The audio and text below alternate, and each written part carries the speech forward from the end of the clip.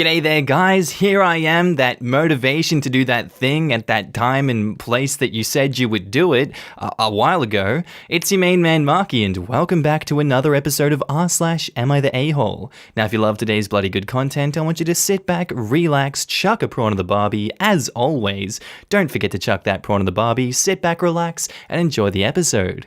Thank you. Posted by user UpsetMother12. Titled, Am I the a-hole for not allowing my daughter to sleep in the same bed as her boyfriend? So my daughter and her boyfriend celebrated Easter with us, me, my husband, and our son/her brother. I asked her boyfriend to stay in our guest room as they aren't married yet, and my husband and I believe it's inappropriate to share a bed before marriage. Neither her or her boyfriend said anything at the time, but later it came up that they don't visit more often because we won't allow them to sleep together.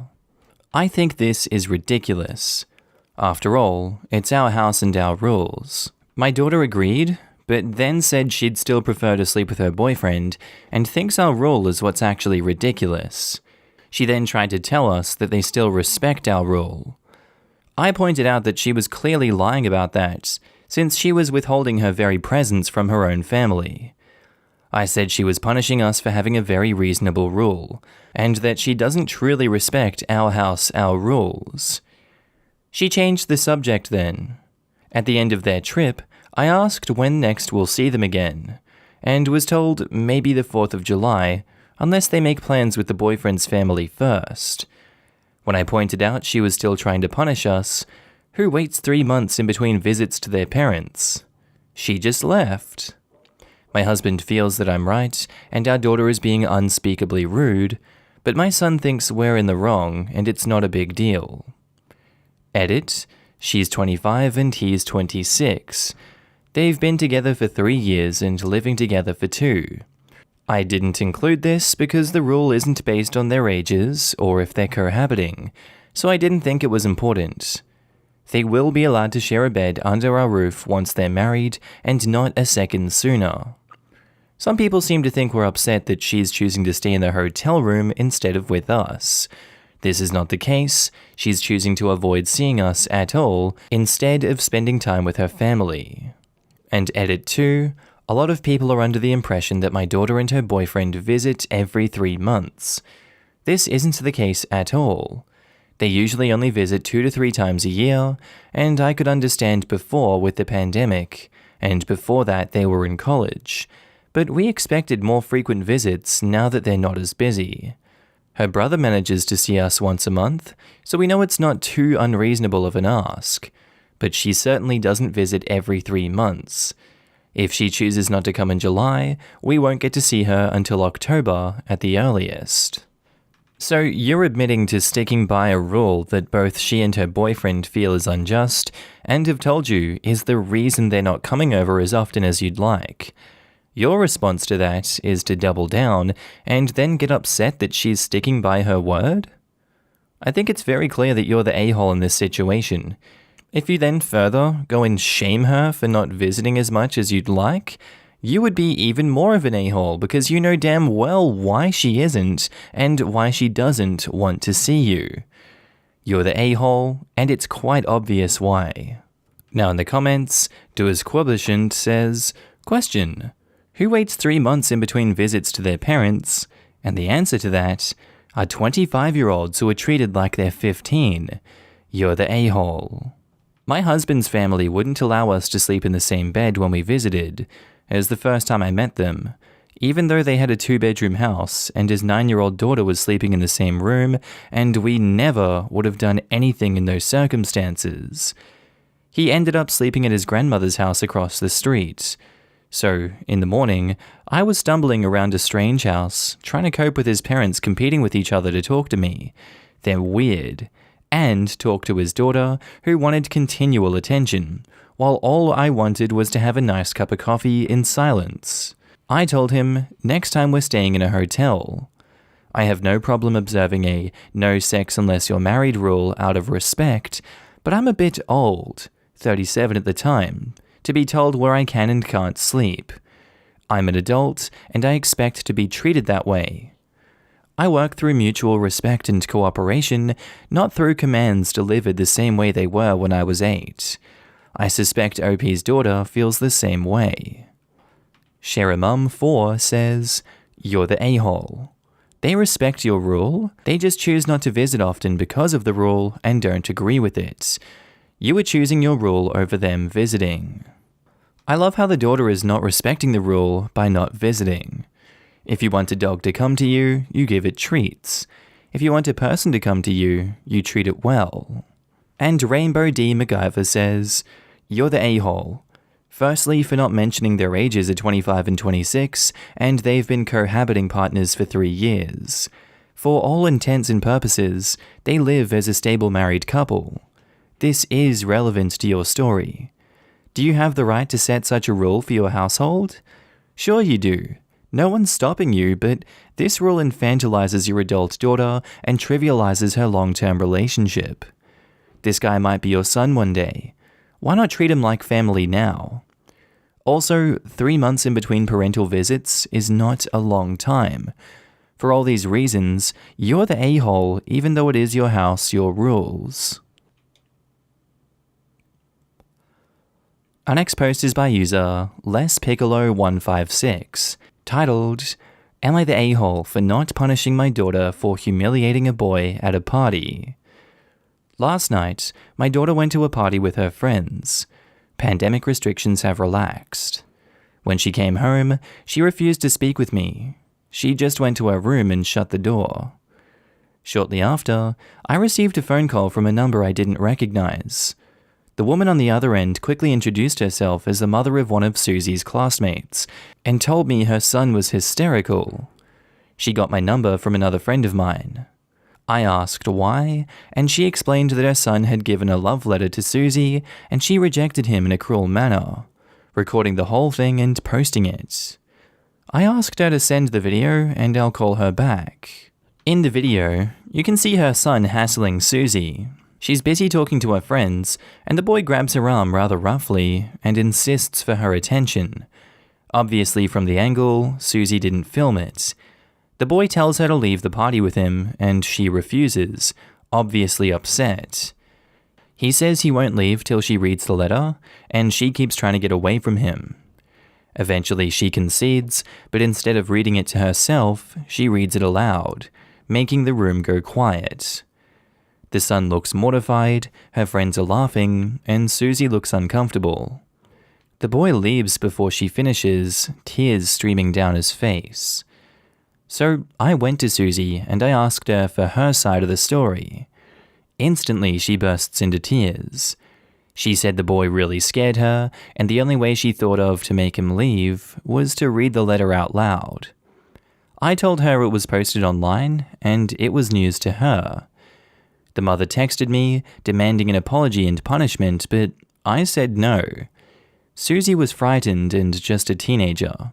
People make mistakes, and she could have handled it better, but she tried her best. The mother cussed me out and called me an a-hole. I'm sticking to my guns, but I still feel bad. Am I the a-hole?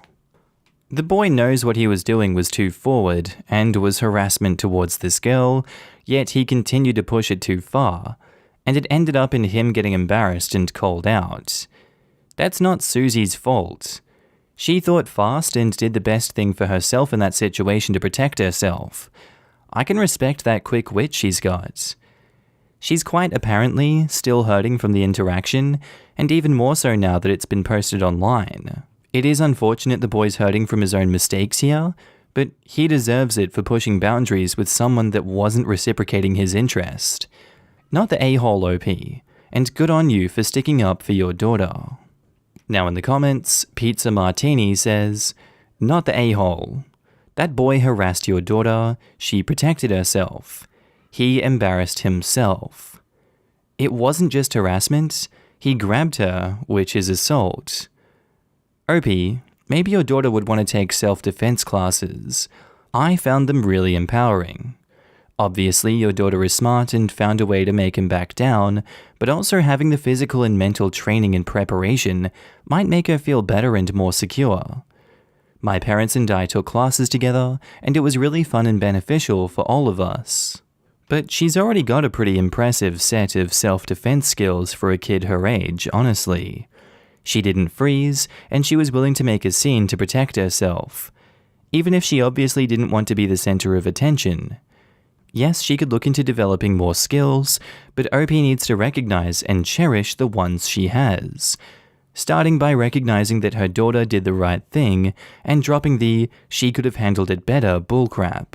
I'm certainly not saying OP is being malicious. Women are socialized to be like OP and be reflexively sheepish and deferential to other people's feelings, even the feelings of people who are assaulting them. But any self-defense class would tell you that that's what needs to be deprogrammed, and praise OP's daughter's instinctive reaction. Not the a-hole. The mother needs to be having some serious discussions about boundaries.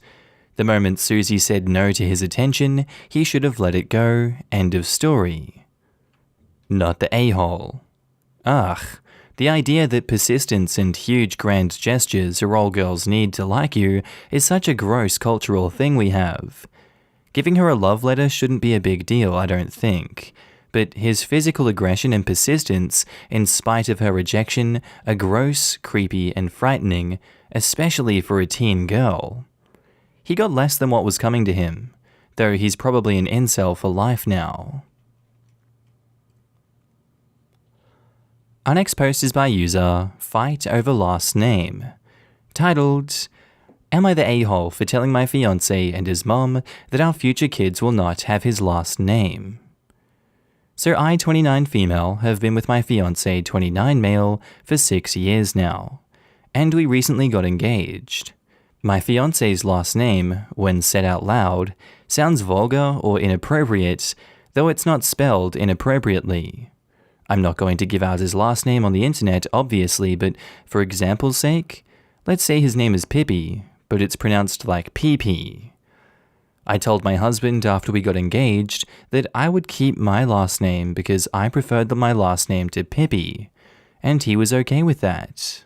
However, the topic got awkward during a discussion yesterday with his mom.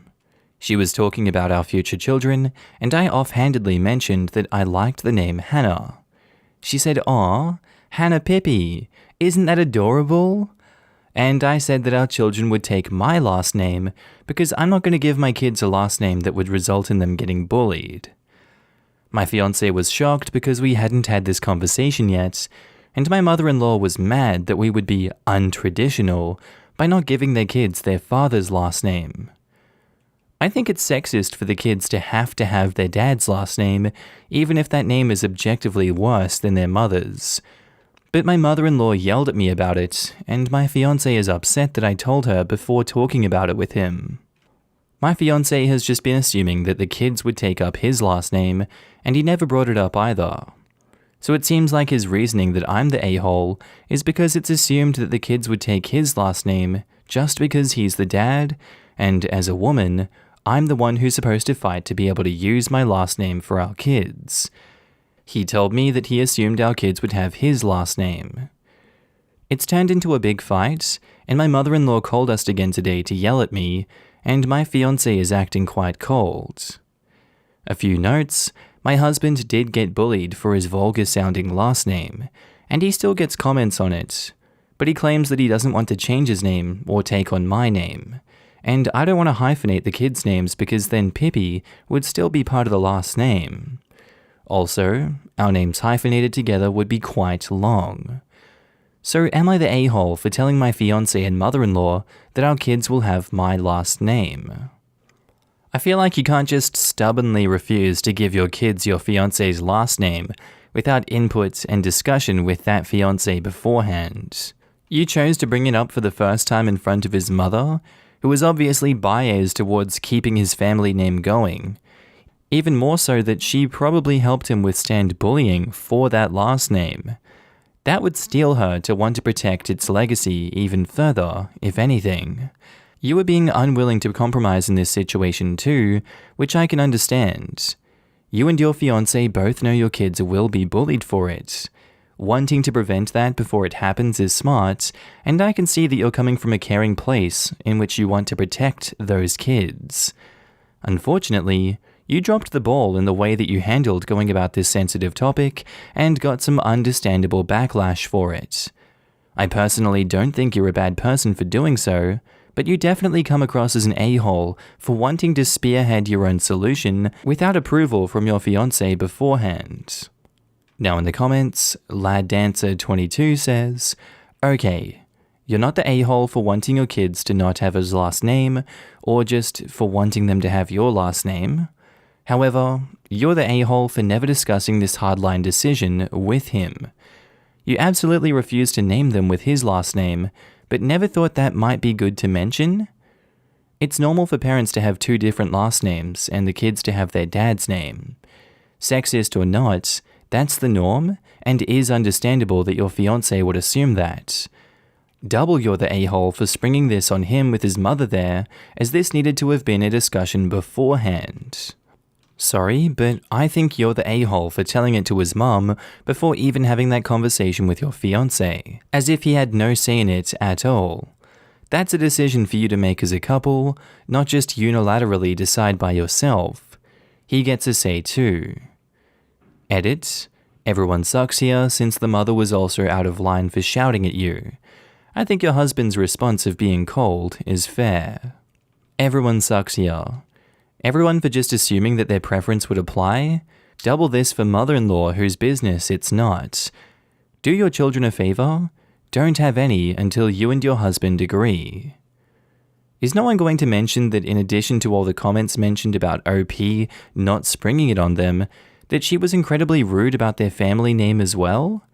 Like, sure, people get bullied and I prefer my last name to my partner's, but I would never just openly insult his and his family's as a way to promote my own. There are a billion better ways to have handled that, even with the springing. Everyone sucks here, but especially you. Thank you for this, because what this really means is husband's name isn't in English, and that in English it sounds vulgar or whatever, but probably not where they originated or their ancestral home is. It made me think of the movie Man of Steel, where Lois is meeting Superman, and he says something like, "On Krypton, the symbol on his chest means hope," and she says something like, "But here, it's an S." It really just sounds like some petty childish crap, really. All stuff aside, the patriarchal nonsense of taking the father's name is so common, it's crazy. Go have a discussion with your husband before forever decisions are made. To me, as an ethnic dude with a white wife, this kind of crap is super common, with couples from drastically different cultures. This is a tiny brush up against it, but not taking a name could be a deal breaker among some people. I wouldn't take it so lightly. And our next post is by user Throwaway Twin Mama, titled, "Am I the a-hole for calling out my kid's future stepmom for treating me like a surrogate?" I, 29 female, dated a guy Joe, 30 male, for 3 months before he left me to go back to his ex Kim. Right after we broke up, I found out I was pregnant, and now I'm at 24 weeks. I let him know, and he was ecstatic. Turns out his girlfriend had fertility issues and would likely never be able to get pregnant naturally, and he's always wanted to be a father. Getting back together was out of the question for both of us, so he's still with his girlfriend. Joe was only allowed at the initial appointment because of the pandemic, and we found out I was having twins. According to Joe, when he told Kim, she had a mental breakdown about her infertility and wanted to talk to me. I met them at their house, and Kim stated that she wanted to be involved in my pregnancy because she would eventually be the children's stepmother. She started telling me that I needed to do a home birth, that I needed to formula feed so that they could have the babies half the week, that she wanted one boy and one girl, and that she wanted the kid to call her mama since they would be call me mummy. I shut her down and said that I would make the best choices for my children and my body and left. Kim continued to be overbearing and texting me every day about my eating habits, exercise habits, and bitching about how her job wouldn't let her take maternity leave. At the virtual genetics counseling appointment, She attended instead of Joe and took over the whole meeting, trying to talk about her family history, which wasn't relevant. When it came time for my 20-week level 2 scan, they allowed me one guest, and Joe suggested I take Kim instead of him, which I refused to do. Joe did end up coming, and he found out the gender because I wanted to keep it a surprise for me so we could throw a gender reveal party. I put a pregnancy announcement on my social media, and then she put up an announcement saying they were expecting twins the non-traditional way, and how blessed she was. I was irritated, but I kept my mouth shut.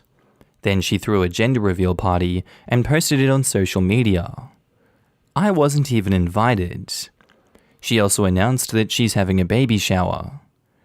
I commented on her posts and told her to stop treating me like a surrogate, that the kids weren't hers, and that Joe didn't have any claim or custody of the kids until they're born. I then called Joe and reiterated all of this and stated that I would not be seeing either of them until we went to family court and that my mother would be my birthing partner. He and Kim and some of her friends and family are saying that I'm an a-hole, and her mother even called and insisted I give her one of my babies, like this is the parent trap? So, am I the a-hole? OP has offered the following explanation for why they think they might be the a-hole.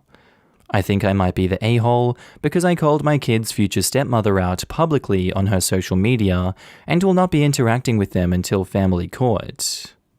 So you're aware that Kim had a mental breakdown when she got the news that you were pregnant with twins, and then you continued to interact with her, especially in very intimate meetings about your health and your babies from that point forward? I can understand you were probably scared of saying no because you already felt like she was crazy as a bat out of hell, ready to attack you verbally, and probably physically too if she didn't get her way. That I can for sure understand, but what I can't understand is why you didn't take any steps to further distance yourself from this lunatic during these weeks of interaction, and then set something up to protect yourself from her. Everything you've described is and are the actions of someone becoming more and more unhinged and obviously very controlling of Joe. Someone that would be a very serious threat to the lives of your twins if given custody. Not the a-hole for calling her out on social media, though it may have made her have another mental breakdown and potentially causing her to lash out at you in person someday. I would be very scared of that. Now in the comments, MockerLover1 says, not the a-hole. OP, I'm not being dramatic in any way when I say this. Get a lawyer now. Keep records of everything, and whatever you do not allow yourself to be alone with Kim. Almost none of Kim's behavior is okay. It's in fact disturbing. Block phone numbers, file a police report for harassment if you have to. Keep yourself and your children safe. Edit. I was so disturbed by this post I had to come back and add that, assuming OP is from the US, she can go through her state bar association's lawyer's diary and find a lawyer that specializes in family law. Get a consultation and take no prisoners. Someone else here commented that you're being treated like an incubator, and that couldn't be any closer to the truth. Stay away from baby daddy as well. This is all very shady. If ex and new girlfriend aren't married, I say get a restraining order for OP and the twins against girlfriend ASAP.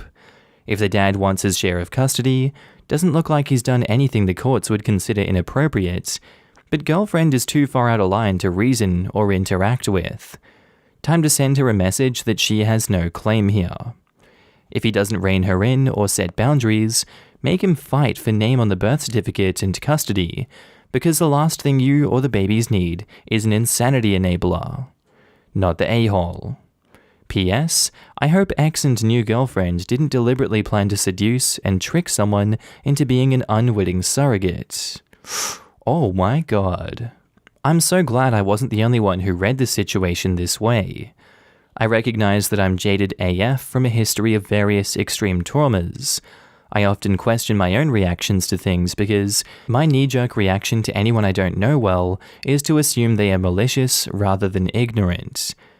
Nothing about OP's baby daddy, and especially baby daddy's girlfriend, comes across as normal or mentally healthy to me. I would think a normal reaction to finding out your boyfriend impregnated some other woman would be horrified. Instead, girlfriend inserted herself into the doctor's appointments and being overly involved with regards to baby daddy's offspring, like announcements on Facebook about having babies the unconventional way and having a baby shower, while excluding the baby's mother, comes off as creepy at the very best. If it were me, I would be seeing the nastiest, most shark-like family lawyer in my area, like yesterday, and finding out what legal avenues were available to keep these psychos as far away from my children as possible. And OP replies, "Honestly, I'm looking at lawyers now. I'm trying to keep documentation and screenshots. I wasn't sure if I could file a police report or get an order of protection or something like this. I just wasn't sure if I was being an extreme a-hole or if this was warranted. Joe's mother was on my side because she thinks Kim is mentally ill and hasn't gotten help. But now she thinks I'm blowing this out of proportion. You need to run. Your family is in the South, move home. The babies aren't born yet, Joe has zero rights yet, and once the babies are born, he can make it nearly impossible for you to move. Move home. From there, then you can attempt the restraining order on Kim and possibly Joe. Info. What do you expect your future to be like? Co-parenting with this couple. You do realize you're going to have to regularly take them to court, right? They do not respect you as the mother now, and it's not going to get better." And OP replies, "I might sound stupid, but I do plan on breastfeeding, was going to let Joe and Kim have visitation with the babies, but not keep them because they'll need to be breastfed every 2 hours. Joe would likely have joint legal custody. I thought when they got older, they would have physical custody on weekends, or we would work something out through the court system and our lawyers. I wouldn't be surprised if they lawyer up and come after you for more visitation than that. You sound very naive about all the ways they can make the rest of your life hell." Alright guys, I think that's where I'm going to end today's video. If you need a good laugh, please do check out my second channel, Markee 2, links down in the description below, or it's going to appear somewhere on the screen here at the end, little bubble with my face on it. As always, a big shout out to my Patreon and channel members. Your faces are surrounding me right now, and I love to have you guys with me, and down in the comment sections of each and every video, and just knowing that you're always there to support me. It's a humbling and lovely feeling. And rest assured, I do see you, and I do notice your support, and I thank you every day for being here and helping me along this journey. Not much else to say besides that, guys. Thank you for sticking around to the end of the video. I do hope that you have a good day, night, sleep, whatever you're up to. I will see you in the next video, and thank you again. Bye.